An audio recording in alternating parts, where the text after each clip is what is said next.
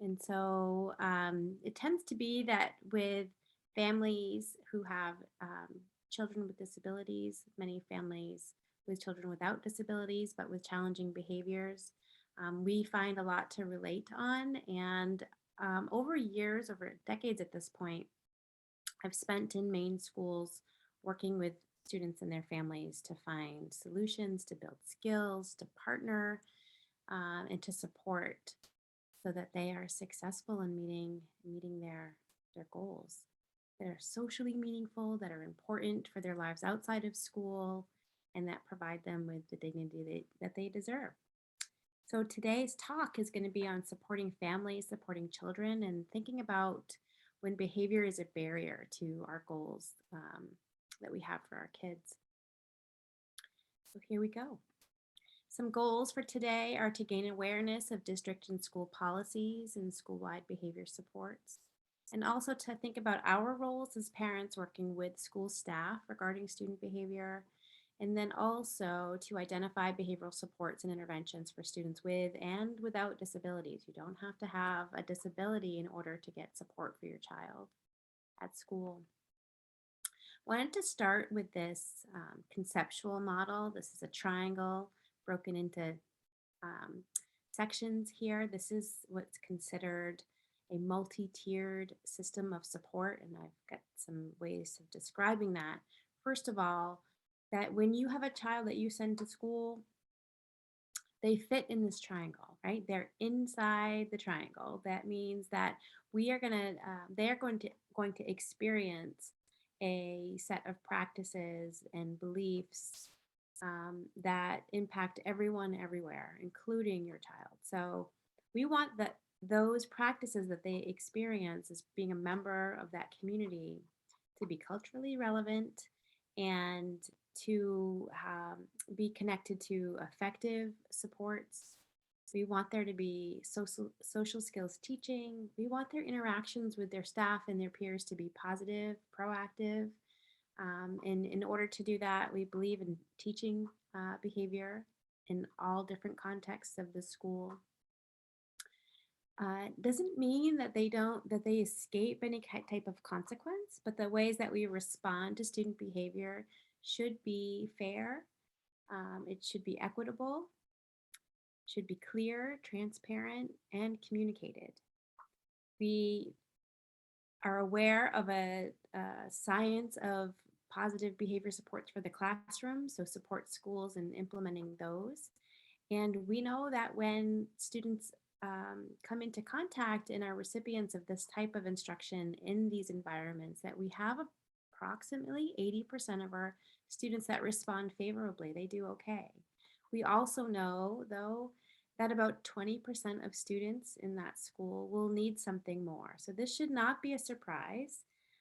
This isn't a failure. This is actually expected. Some students require increased or more intensive ways of experiencing or practicing behaviors in order to become proficient and fluent in those. And so that can look like more intensive social skills instruction. It can look at helping an individual self-manage. It can also include collaboration and partnership with families. But the idea is that this isn't a failure on part of the student or of the school. It's expected that not everyone learns at the same pace. And we should be prepared to meet them with their level of need for instruction and support. We are also aware that even after that targeted instruction happens, we tend to see 3 to 5% of students in a school that require intensive and ongoing support. And this is where partnerships with your school team become critical. And sometimes it's with your school team, sometimes we're bringing in community members, and it can be multi-agency. But this is where teaming becomes really important for problem solving and communication on an ongoing, involved basis. So multi-tiered system there. We also, or I want to express that this is a quote from John Herner that I love, and I try to sneak it in every place I can. If a child doesn't know how to read, we teach. If a child doesn't know how to swim, Those are things that we can teach. If a child doesn't know how to multiply or drive, those are things that we, kick into gear teaching strategies. And yet, still, in my experience, maybe yours, if a child doesn't know how to behave, sometimes a knee jerk reaction is to punish instead of to teach. And so that's where we want to know when and where and how to jump in and redirect that cycle so that students aren't benefiting from practices that might be punitive, but really are given opportunities to learn, to practice, and to be encouraged in those ways. So, in order to do that, we have to teach social behaviors. We teach academic ones too, right? But that seems to be a lot more widely accepted and embraced. And in order to move a student from an area of a behavioral skill deficit to one where they have mastery and fluency, we know we have to do that with multiple opportunities. Um, we have to provide frequent practice, use useful correction procedures, provide positive feedback and reinforcement, and monitor their progress to make sure that they're staying on course. We want to think about punishment, right? It does have a time and a place. It has a time and a place at school, and it does in my home too. Even though I'm largely positive, I still believe that there is a time and a place for punishment. But there's some really important considerations. For one, punishment can inadvertently increase those very behaviors that we're trying to diminish, right? It can have the opposite effect. So we need to be looking at what is the outcome of the strategies that we're using with a student. Are we seeing behaviors increase in ways that are not favorable or desirable? And if that's the case, we need to jump into problem solving mode quickly. We also know that sometimes punishment does not address the cause of the behavior, and or sometimes we refer to that as the function of the behavior. So I have this conversation frequently with teams that, in my opinion, and the opinion of the field I work in too, is it can be unethical to punish a behavior that we're expecting a student to perform that they do not possess. If they are not independent and fluent with a particular skill, it can be unethical to punish their lack of using their skill they don't have. And so punishment can be appropriate, but it has important considerations and it should occur within a continuum of supports, largely based in prevention and teaching. I think Carrie mentioned this too at the beginning, but if there's questions at any point, just jot those in the chat. If it feels prudent, Carrie, go ahead and interrupt me to ask, or else I can address them at the end too. So one thing when I was asked to think about what information is important for families to have, is it's often the same information I want school teams to have. And that is, what are your school rules or your classroom or your school expectations? And do you know them, right? And sometimes the answers, if I asked 5 different people in a school, I could get 5 different answers. That's a flag, right? We need kids to know what the expectations are if we want them to follow them. So think about the need for that common language. And that's one of the aims or the goals of PBIS, positive behavior interventions and supports in our schools, is to establish a clear common language around what is it that we're asking kids to know and be able to do in terms of behaviors and routines in their school. And then when we ask them, we want them to be able to tell us what they are as a prerequisite for being able to demonstrate them in the desired setting. So first we have to know what they are, and then we provide opportunities for them to practice with feedback. I want kids to know them. I want staff to know them. It's really helpful if parents know them. So if you don't know what they are, feel empowered to go to your school and ask for what those are, both in the common areas of your child's school and in their classroom. And make that center to your conversations when you're debriefing behavior. We can often underestimate the importance of clear expectations being taught and modeled. And I think sometimes we forget that students can bounce from one adult in their homeroom to another adult in math and then to another adult when they go to art class. And every time they move and they shift from locations or contexts, there can be another set of expectations that emerge. Some of us learn how to do that really rapidly and intuitively, and some students, that transition is very bumpy. So, just to provide an adult kind of version of this, my behavior changes dramatically depending on who I'm eating with, right? If I'm home at having dinner with my kids, there might be some silliness. We might be dressed in our comfy clothes. We might take food off each other's plates. If I'm eating with colleagues, that same type of behavior is not appropriate any longer.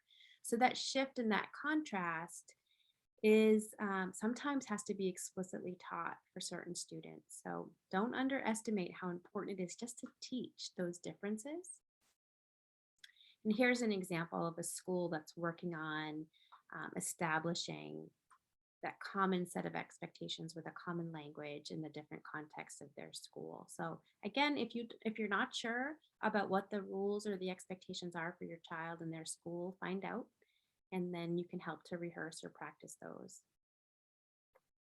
You can also think about carrying that same language into the expectations for your home. So I'm not sure what the expectations are in your school, but think about bringing something home where you're looking at what does that look like and sound like at home or in the community or when you're with your friends, so that we're keeping center the values, and then we're teaching the contrast as it shifts and changes.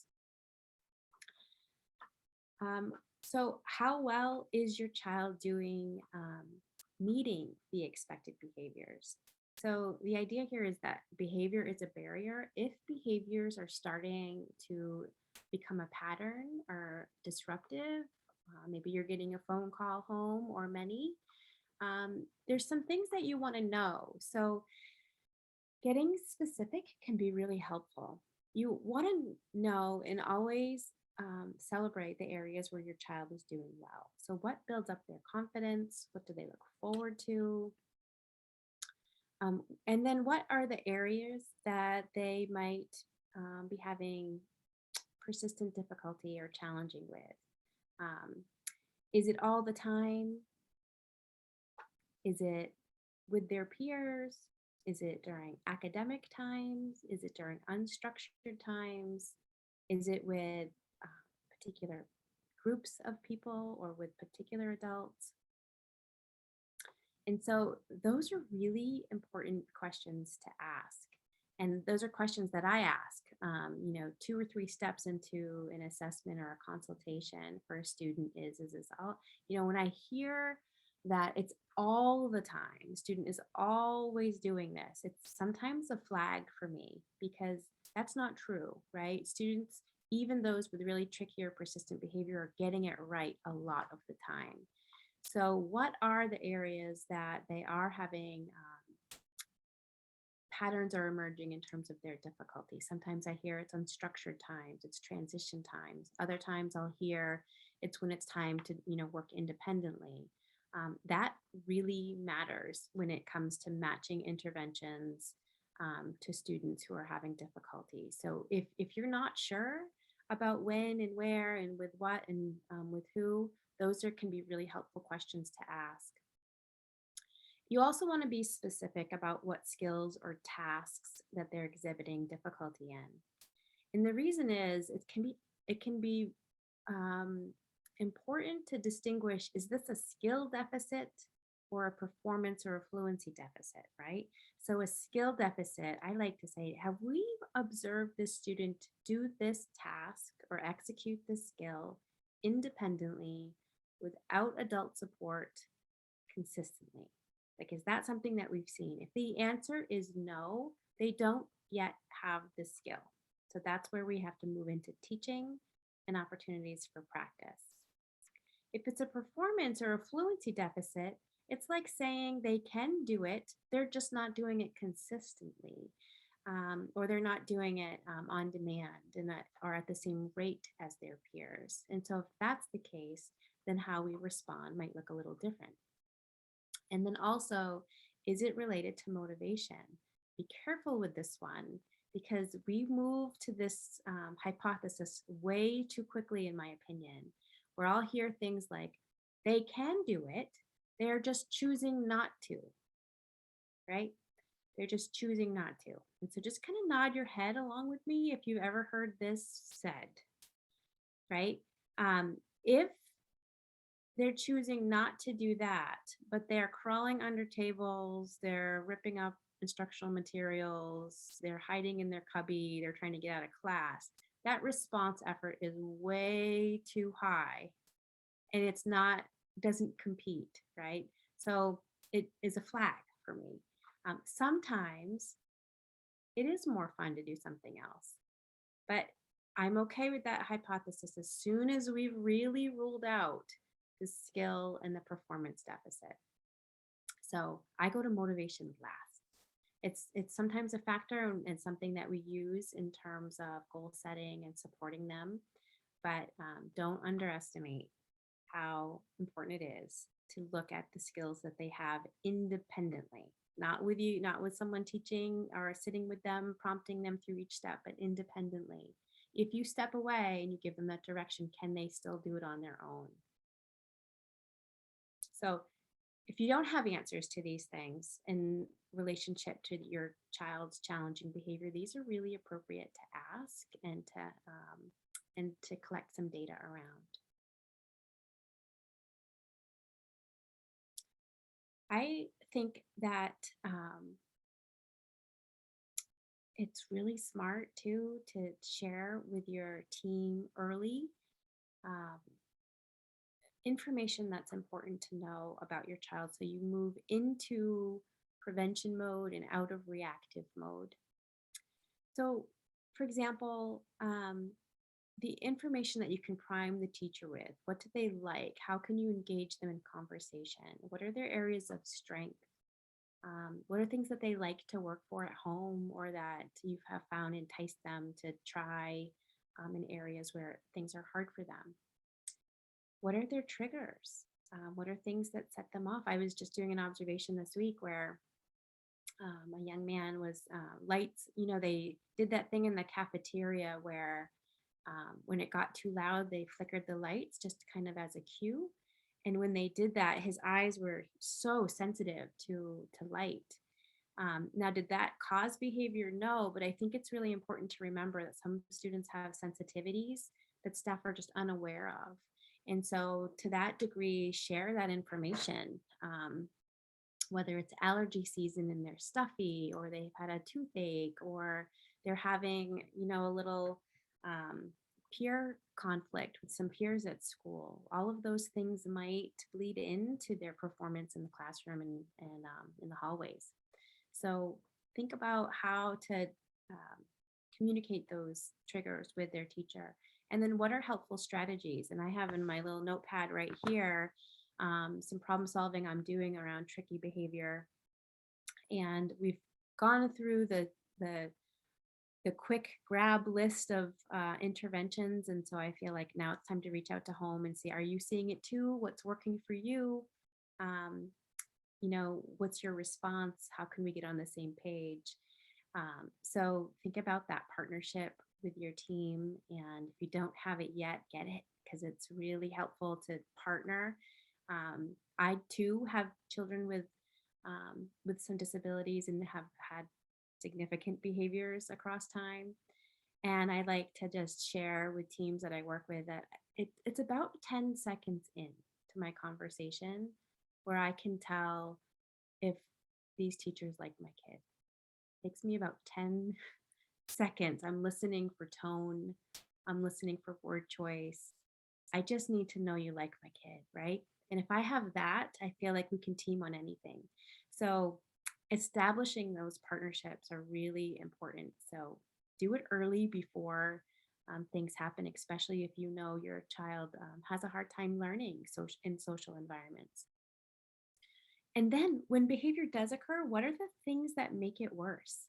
Um, and avoid those, right? So I've got a student, a child with no disability, but if you call him on a behavior within, a couple of minutes after he got busted, you're going to see a big uproar. If you wait 5 minutes before you talk to him, you're going to get an entirely different kid, right? That information is helpful to share with his teachers so they just know to give him that cool down time. And then what's the best way to communicate with you? Is it email? Is it a communication app? Like establishing your communication system is important and to do that early. So back to behavior contrast. What is it and why does it matter? When you think about students in schools, and I've got some pictures of younger kids here, but surely you could extend this to scenarios for older students too. But having supported the transition into kindergarten for a lot of young students, and some of them with um, home situations, maybe where mom or dad was working a late shift, and so they get up as 5-year-olds in the morning and help a younger sibling get breakfast, right? They pull a chair over to the fridge, they get out the cereal, get their independent little beings, and they're helpful and they're in control of breakfast getting and eating. Um, and so that's what it looks like at home. And then they get to school and maybe their tummy is rumbling and they're hungry. And it might be really natural for them to go to their backpack and get out their snack because it's time they're hungry. Um, and yet at school, we have a whole different set of procedures and routines for how we eat food. And so that contrast has to be taught for some students. Some of us will get it naturally and intuitively by being told once, by the modeling that's happening in front of us. Others really need support in learning that contrast. And that's true too for how we play games. If you've got an only child, or maybe you have other siblings, but you've learned what works for each of them. And so things go smoothly at home. You might even hear things and you're thinking in your mind, like, I cannot even imagine my child doing that. Like that they don't do that at home. Well, maybe they don't, because home is very different and it's safe and it's led and supported by people who love them the most in the world and who know all of their ins and outs, right? When they go to school, now they're operating in an environment that is very different. It's very routine oriented, and the ratio is large and it's just different, lots of moving parts. So how they play is different. And then if you think about what you do when you're tired at home, right, you curl up on the couch and take a nap. If you're at school, it's torture to not feel well or feel a little sleepy and have to power through, right? So how we respond under those same internal conditions looks very different too, and sometimes kids just need a little support and what's available to you. Um, just one more example here, and that's even any of you who are listening here, if you needed to take a little mental break or a stretch, you could turn off your video, you could step away, you could make a phone call, you could use the bathroom, get a snack, right? You don't need permission. But if you're in school, students don't even know what's available to them in terms of that opportunity to take care of needs or to check in with how am I feeling or to stretch or to move. And so for some students who are resistant to that authoritative approach of I have to seek permission from an authoritative other, those things need to be finessed and we know how to do that. But right, let's get them the support and the practice and the options available to them when they need them. Again, communication is the best prevention. So think about how what's the best way to correspond. Um, and sometimes like a communication log is really helpful, goes back and forth to school so you can give updates on days where they might need to be handled with care, things that are gone on, if they ate, sometimes if they had a bowel movement, but those kind of things that might provide information for layers of support, or just awareness at school.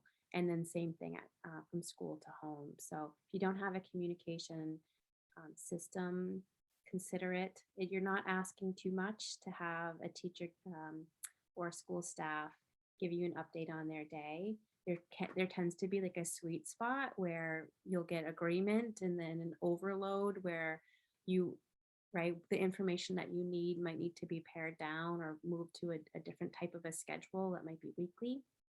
But you're not asking too much by asking for information on your child's school day. So don't feel bad about asking. Happens all the time. When we talk about targeted behavior support, now, if you have a child that's presenting with persistent patterns of unexpected behavior for their classroom or school, the support and intervention should match the level of need. And this is not contingent on disability. So your child is entitled to support and intervention, whether they have a disability or not. There are some common tier 2 components of interventions that are really important to consider and to ask about and ask for. So things like providing structured feedback, setting goals, increasing positive interactions with adults and with peers, repeated instruction with opportunities to practice, functional communication training, positive reinforcement, and hopefully what you're noting in this list of interventions is you're not seeing punishment there, right? So we want to support and prevent and teach and acknowledge all of those things before we're discussing punishment. For individual student behavior support, just some things that I wanted to mention. Some students may need support through an IEP, and that's okay. Students get what students need. Some may require more assessment. That's also very natural. There's short, brief assessments all the way to, comprehensive assessments through the IEP process. You don't have to have a disability or an IEP to receive interventions and supports. And you should also ask about your school's multi-tiered system of supports and partner with that team to identify what's a good fit for your child. So if you're hearing about conversations about increased interventions, ask to be a part of those conversations. So at that level, it's very appropriate for you to be involved, for you to have input, and an opportunity for you to provide feedback. When we think about inclusion and why it's so important, right? Why can't we just pull them out of their classroom, or don't they just need, one-on-one instruction alone in a room? It's a push-pull for sure in my experience working with teams and with schools and for families. So some questions that come up, like, what if the child's behavior is unsafe, or if it's disruptive, or what do we do if other students are complaining? So there are important considerations for sure, and some of these conversations and problem solving involves complex analysis, ongoing monitoring, lots of meeting and discussing. But ultimately, we need to remember that we're talking about kids who are still learning. And, I have a picture of a dishwasher there and loading the dishwasher. Sometimes with my students, I like to say, like, where did you learn how to load a dishwasher? And I'm like, who taught you? And they think about that, and they oftentimes come up with, well, I don't think anybody really taught me. I just kind of learned by like watching my grandmother, or I just learned by seeing my mom or my dad do it. And so I think about all of the skills we have in our repertoire socially. We're not going to learn those in isolation, right? So the importance of learning alongside peers, alongside typical developing peers, is pretty important. From everyday tasks like washing dishes to things like playing games to things like dating and interpersonal relationships and friendships, right? We need access to those things. So it's important to fight for, and there are some times where it is appropriate to remove distractions for particular skills that will put our kiddos on the cusp of learning big things. Um, but we want to maximize their access to their peers. So inclusion is pretty important. They're not going to live their adult lives in isolated settings. So some things to can just to file away if they're not familiar for you, or to think about what the progression might be. Some terms in behavioral supports in schools. You might hear of a BSP or a BIP. Those are behavior support plans or a behavior intervention plan. And you'll typically see those crop up when behavior starts to impede learning or it's challenging in their classroom setting, and you'll hear a student needing a behavior support plan. And that's a good thing. Um, Many times, right? There's some cautions I'm going to give you here in a moment. There's also the acronym FBA, which stands for a functional behavior assessment. And that's where you have someone with some advanced training, hopefully a board certified behavior analyst or a psychologist or someone who has a lot of expertise in the area of behavior, conducts an assessment to identify the behaviors that are being demonstrated. How are they serving the child? And so what function are they playing? That can be really important to inform a function-based positive behavior support plan. And the the first BSP contrasted with the PBSP, right? So what we want are plans based on the function of their behavior. So if a child is engaging in behavior to get out of instruction, then their behavior plan should be teaching them adaptive ways to get out of the instruction, or should or also be teaching them ways to break apart complex tasks so that they are more successful in instruction in areas that they find challenging, right? But that the plan is matched with their area of need. And so if a behavior is just cropping up, your teacher or the school team might put something in place just to try something kind of quickly. And that's okay. We want something to be in place and some supports to be there. But if behavior persists and a pattern is increasing, it's appropriate to ask for a functional behavior assessment and then see a subsequent plan matched to function. Some schools, that has to be formally ordered. Your child has an IEP, for example, they might order an FBA. Other times, there's schools that have training in a system in place to conduct brief FBAs for the purpose of matching intervention, not for the purpose of diagnosis or placement, but for the purpose of matching interventions to the function of behavior. So if you have questions about that, which you may, please feel free to ask and I can try to clarify. When we say a functional behavior assessment, what we're looking for is this 3-term contingency. And that's where the behavior, we want to get very operational on in terms of what does it look like? What does it sound like? What's in what context? When is it likely? When is it predictable? When is it not predictable? We want all of that information. We also want to know what tends to trigger that behavior. So for all of you listening who are moms and dads, if I gave you $100, if you could tell me what would kick your child's behavior into gear, could you tell me, right? That is what we would refer to as a trigger. Like, how could we trigger behavior? We want to know what their triggers are so that we can eliminate them to the extent possible, and then to provide supports when they're not possible to be removed, but provide the priming and the support for a child to execute replacement behaviors.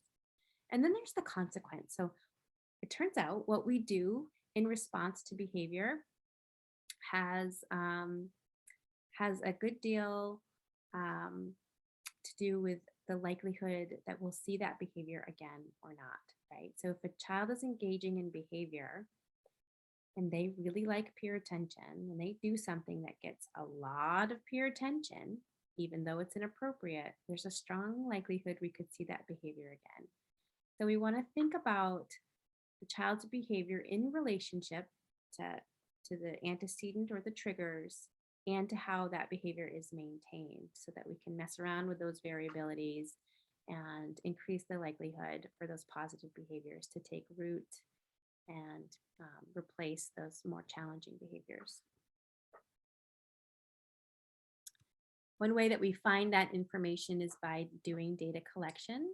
So if you have a child that is engaged in persistent, challenging behavior, getting phone calls home, you're seeing notes in a log, those kinds of things, if this were my child, I would be asking for this data, right? This ABC data. And that's where you're looking at that behavior in relationship to what kicked it into gear, right? What triggered the behavior and what happened as a result. So, what was said? How was that child directed? Did they get peer attention? Did they get out of the task? What happened as a result? So, and you can see here in this middle, it says remove your emotion. You want to think about the behavior very objectively. So, not is it a good behavior or a bad behavior, but what did they do? What did they say? Where did they go? Like, what does it look like and sound like?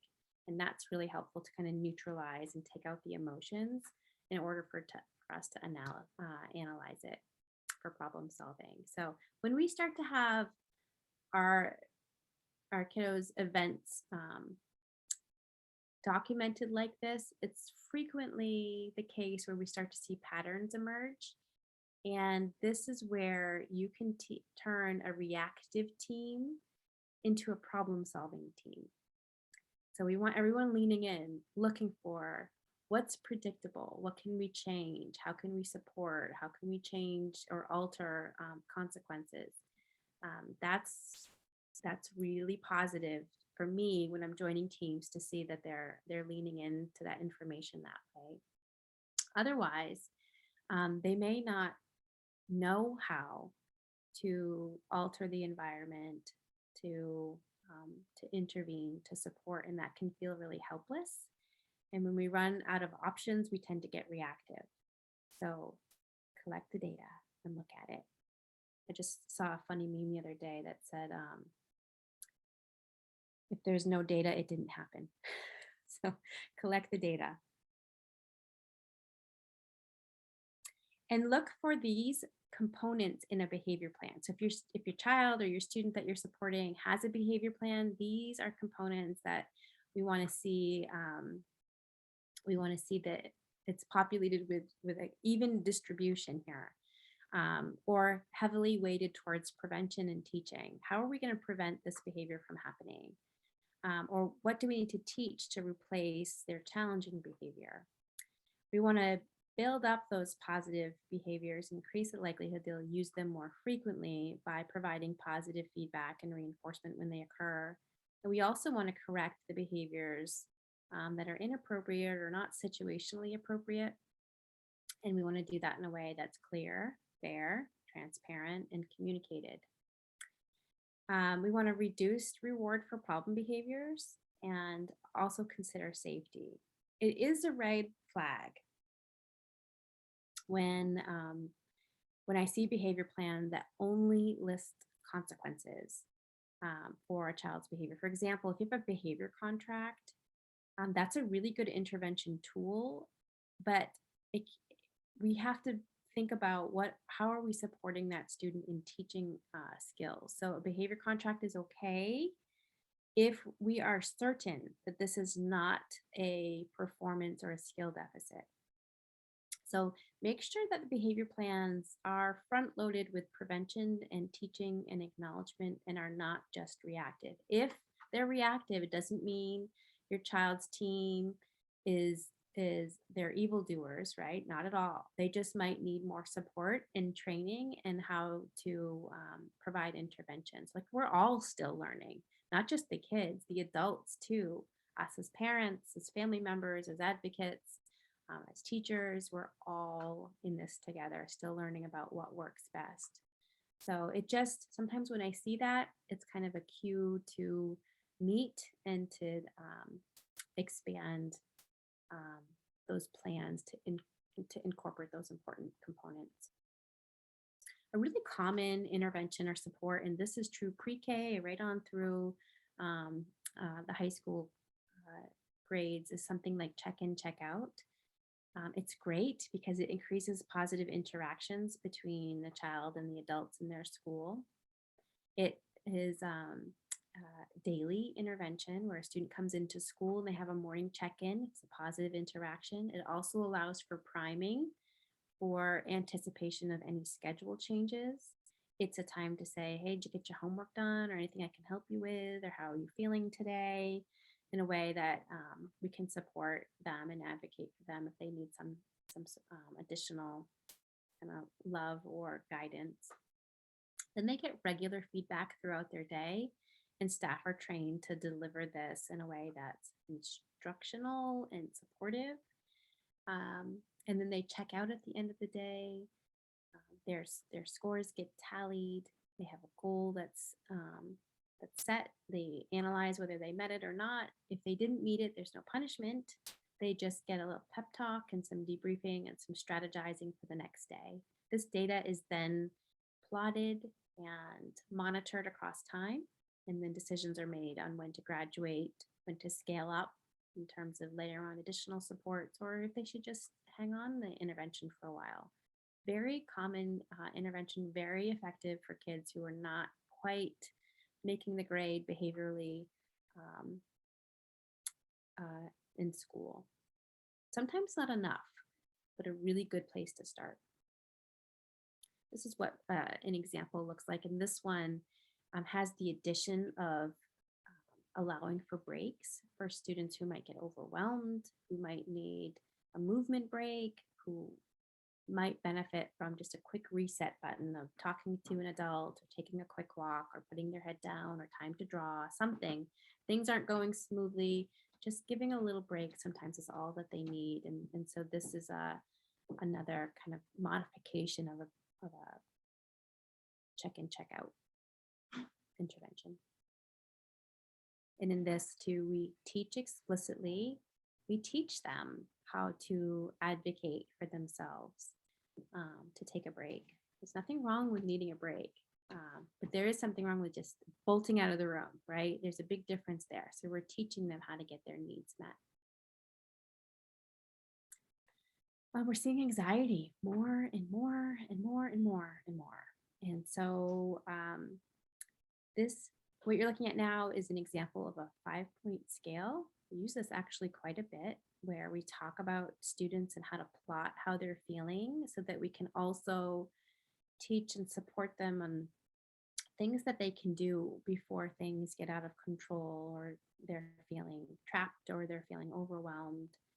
And so having that emotional literacy, talking about how are you feeling today, or if they're in a challenging task, how are you feeling with that, right? So they can begin to think about, I'm kind of feeling like a 3 right now. And so if that's the case, okay, well, let's just take a minute and just take a deep breath and talk, let's put our paper away for a moment and just talk about what we're going to do together and how I'm going to help you. So this is really helpful for students to kind of understand there's a continuum, but it's super helpful for the people in their orbit that are supporting them to be able to recognize they are in distress in some way. And so cue the supports, right? And to match those to the level of the emotion that they're reporting. There's also ways that we can use this scale. Here's the poop emoji scale. Sometimes I'm hearing from parents, or I'll hear teachers report to me that parents said like they're home and they've been in tears for hours over a particular assignment or a project. And so I like this scale. I like to send it home. You can do poop emojis, but if it's not appropriate, you could pick something else. But I kind of like to give the guidance of, if your child's at a 1 with this, let them cruise through it on their own. If they're at a 2, maybe check in with them. If they're at a 3, go ahead and pull up a chair and offer, a good amount of support.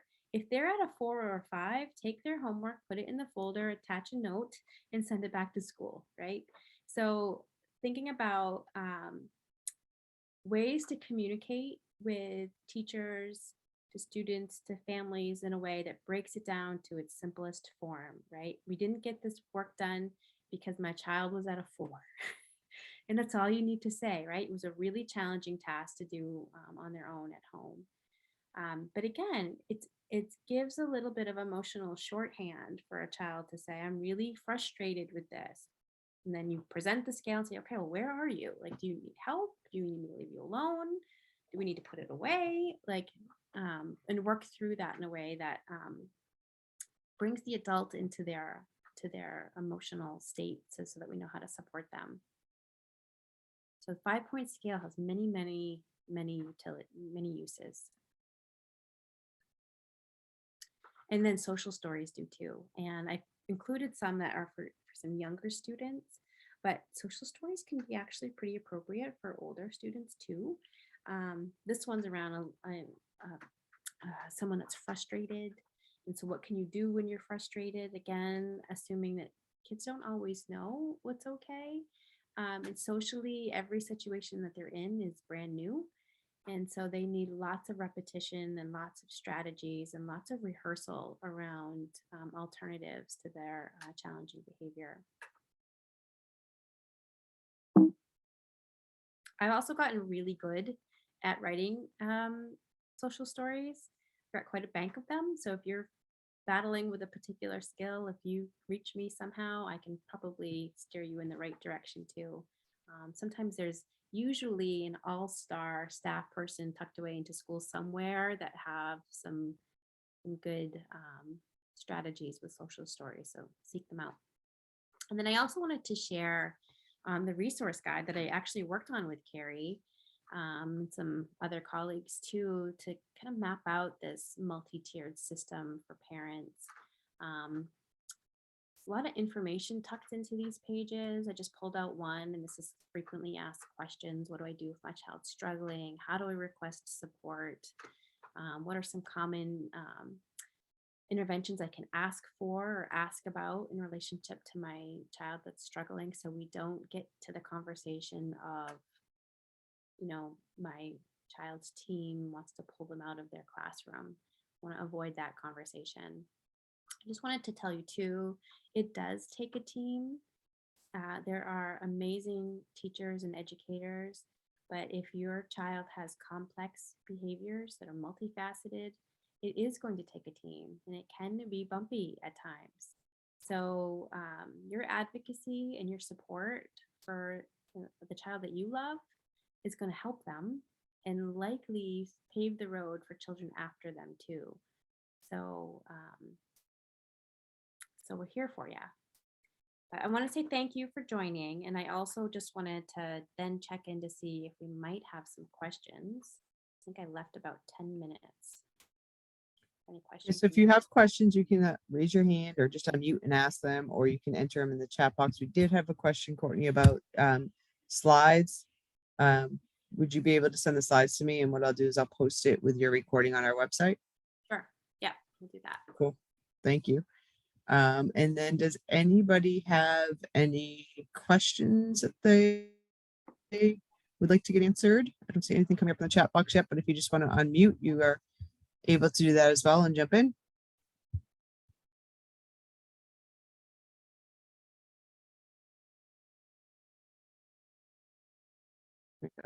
Thank you. Very informative.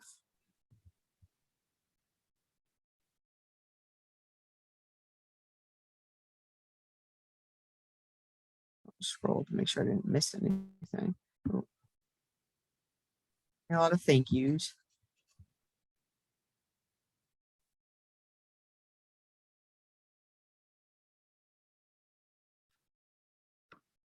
I said, I appreciate the team approach. It makes such a difference. Thank you so much.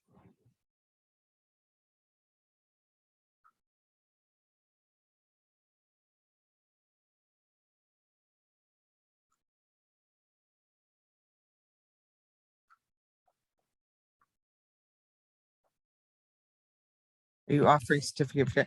Yeah, if you want to, if you're looking for a certificate for attendance today, please email Deb Newcomb, and I'm putting her email in the chat box and she'll send you out a certificate.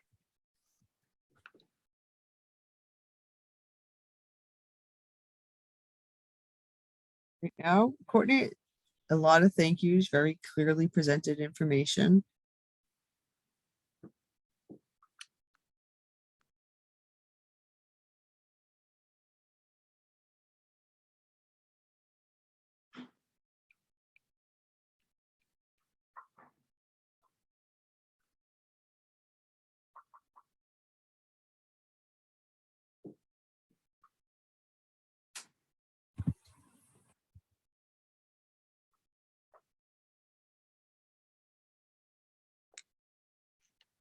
The thank yous. Clear information, less questions. It's not a bad thing.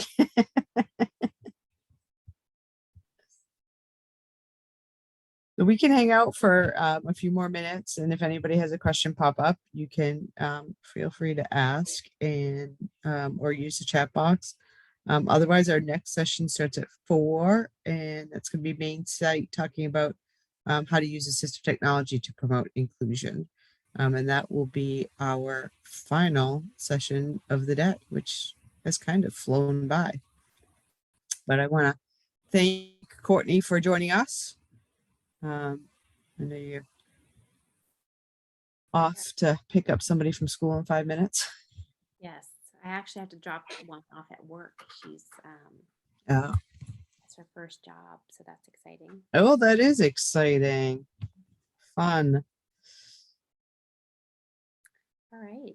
Well, thanks. And if anything pops up or questions or looking for resources, please don't hesitate to reach out to me. Thank you, Courtney. Thank All right. you. You can just email me the PowerPoint and I'll just the slides and Yeah, we'll put it up I'll- with the I'll do recording. that. Sure. Thanks, Courtney. All right. We'll Have a see ya. good one. Bye. Bye.